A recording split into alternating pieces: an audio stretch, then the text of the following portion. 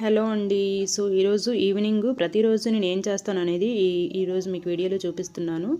So ఇది మాది దేవుడు పూజా మందిరం.